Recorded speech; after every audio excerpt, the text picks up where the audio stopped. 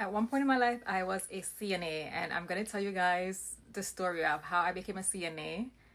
And I don't know why that was a choice for me, but let's get into it today. So, when I just graduated high school, I practically didn't have much guidance as to what I wanted to do. I I just know I was about to graduate high school. I didn't know what direction I wanted to go in. I didn't know too much about like hospital jobs. So when I graduated, I was doing babysitting. As y'all can see, I did other story time on being a babysitter. There were some good jobs that I had that I actually liked the people that I work for and the kids. And then there's some jobs where it was like a nightmare. But I only spoke about the nightmare one. I didn't talk about the other ones where I had good experiences and those were good paying jobs also. I never got into that. But let's get into how I became a CNA. So after babysitting, and that's the thing, if you're in high school, please try to start looking into what you really want to do. Do not graduate with no experience of or idea of what you want to do. Like, if you don't know, go on online to different hospitals and check out their volunteer program. Try to get into one of those, and as you're there, you're walking around, you can find different job titles. Google them, see what it's about, and you can YouTube it and see a day in the life of one of those and try to pick from that. That's my advice to people getting out of high school and you don't know what direction you want to go career wise. I didn't know no better, so that's why that's probably how I ended up being a CNA. But yeah, so I did babysitting for a while. Some of it I enjoyed, sometimes I did not. And then after babysitting, I went to doing home health aid. I only worked home health aid with one patient, and it was like a private job. Somebody that we knew, well, somebody needed a person to take care of this old man, and so that's how I got that job. That job was decent, it was like a 12-hour shift. I actually really liked that job. It wasn't bad. The person actually could walk at the first time when I met him. He was able to walk, and we used to go for long walks and talk and, assist with certain things because he was able to do things for himself at a certain point until he couldn't. So that was the part where I did home health aid for maybe 2 years. I don't remember exactly, but maybe 2 years. Then he ended up in a nursing home, and it wasn't too far from where he lived, but that's where he ended up, in a nursing home. So as I thought they were going to let me go because he was going to go to the nursing home, and I figured he probably wasn't going to need anybody anymore at the house. But that was not the case. The family was like that. They wanted us to continue to work with him, so they paid us as he was in a nursing home privately. So we would go to the nursing home every day and have one-to-one with him. So he's in a nursing home, there's nurses, RNs, CNAs. Those are the people that actually take care of them. I would come in, this is my job now. I would come in and I would feed him, one-to-one feed him, because y'all know, like, the CNAs are busy and they have like 9 patients. So it's kind of hard to stand and feed somebody. As crazy as it sounds, it's kind of hard to be feeding one person when you have, let's say if you have 9 patients in a day and you have to feed 5. That's kind of hard. It sounds easy because you're not doing it, but it's hard.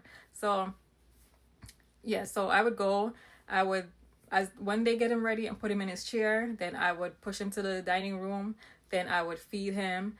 Then when he's finished eating, I would take him off the floor, go downstairs in the lobby area, and just have him look out the window and talk to him, have conversations, whatever it is that, like, he wanted to talk about, we talked about. And that was pretty much it when I was working with him.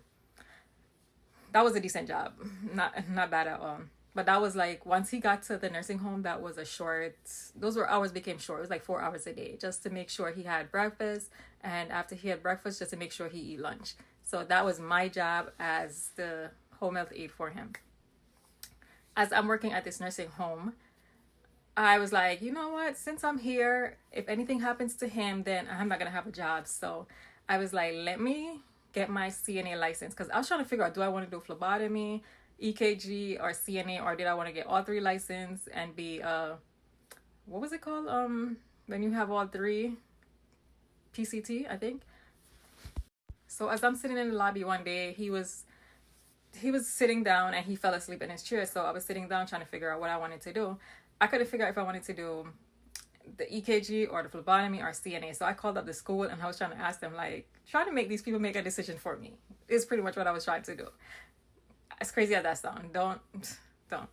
So I'm talking to the lady in the office on the phone, and she was like, I would recommend CNA because it's so much easier to find a job. It's faster, it's easier to find a job. So I would recommend being a CNA. The other two is kind of like hard to find a job doing that. So I was like, okay, let's go with CNA. So I signed up for school because I'm already in a nursing home, so I get to see like what they're doing and how they're doing it. Let me tell you something. Seeing is one thing, doing something is a whole different world, a whole different thing. Because when I became a CNA, yeah, let's go back to before I get to that. So yeah, so and then no, you know what? No. So yeah, I signed up for school and I started CNA classes, and it was going well. I enjoyed my class. Like, I had a big class, and it was the people that I had classes with was kind of cool. And at the end of the year, when everything was over, we had a big party and we ate, and all of us joke around into fishes. Like, it was a great class. The teacher was funny too. Like, she's kind of funny, but she left a lot of pointers in my head. Like, I could think every time I think about certain things, like, it goes back to like when I had class with her. So she was a good teacher too. Then for us to pass the test, she gave us like a booklet, and you had to that was how I passed my test. Like, you had to like study the steps step by step. Like, when you enter the room, you knock on the door, you introduce yourself. If you're a CNA, you know what I'm talking about. If you're not a CNA and that's what you want to get into, say your prayers. I'm just that job is hard. That's a hard job. That's the hardest job I ever did in my life. And that was a cheap ass labor job.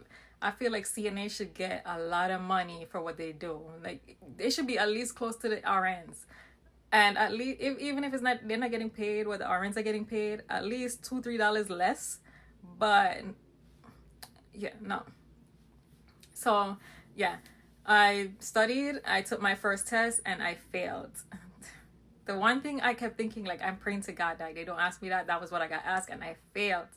By one point, I failed. So I had to take the test over a second time, and I took it again, and then I ended up passing. And there were people that was taking the test, and in the midst of taking that test, they actually like quit. Like, they forgot certain things and they just gave up. And I'm trying to convince them, like, don't give up, like, keep going, you're doing good. But you're not allowed to talk to them. But I was just like trying to convince some of them to keep going, and they weren't. Because like, when you're doing the test, you are the person that's the patient to the person that's doing the test. We are each other's patient. So it was like that. And yeah, so I passed on the second try, and I was mad happy. So I was like, yes, I'm gonna be a CNA. Didn't know what I was signing up for. So I did, but not really. So I became a CNA, and I was happy about that. And then I started like applying for jobs, and there was so many different nursing home or agency. The agencies was paying so cheap, and I was like, I'm not signing up for that. Oh no, you're not about to kill me for a little bit of change. You're not killing me, period, but I'm not working for that little bit of change. Like, no. So I was just like looking around trying to find different places. So I went back to the nursing home where the man I was taking care of. It's a big nursing home. Like, it was like 2 buildings, but they are attached to each other. So it was a big building, and they had so many different floors, and different floors had different things. But yeah, so I got that job. No, I applied there at the nursing home that I was already at, because I was like, if I'm already here, why not? I applied. I don't know, it was taking a while for them. So I took my phone, and on my way home from that nursing home that day, I called the same nursing home, and I was like, hi, I dropped off my application, and I just wanted to know if you guys received it.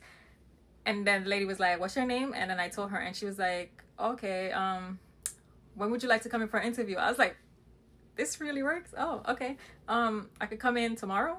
And I was like, I actually work in the building on this floor, blah, blah, blah. And then, so I can actually come in, tomorrow and do my interview. So they scheduled the interview. I went in, I did the interview, and I got the job. Of course I was going to get the job. Yes, I worked there, so some of the people did know me there. but at the same